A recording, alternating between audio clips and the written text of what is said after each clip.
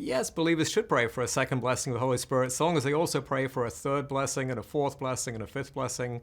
What we see in the book of Acts is a rolling pouring out of the Spirit that matches the scope of the book. The gospel goes from Jerusalem to Judea to Samaria and to the ends of the earth.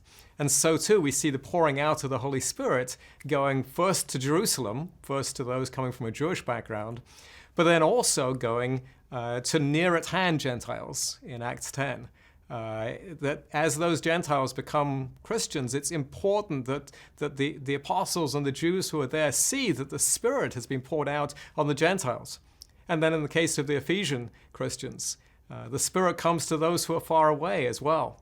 And so in that way, God is testifying that these are genuinely His people.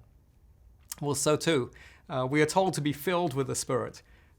Which means that we should be constantly praying that the Lord would indwell us by His Spirit. I don't know about you, but I often find that I'm overly dependent on myself.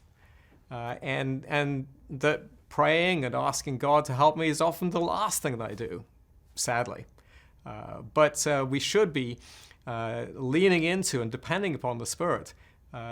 We call this book the Acts of the Apostles, but really, we could call it the Acts of the Risen Jesus through the Holy Spirit.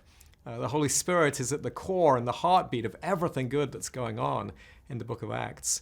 And so we should be praying and asking God to fill us with His Spirit, to enable us to exhibit the fruits of that Spirit in our lives and before a watching world.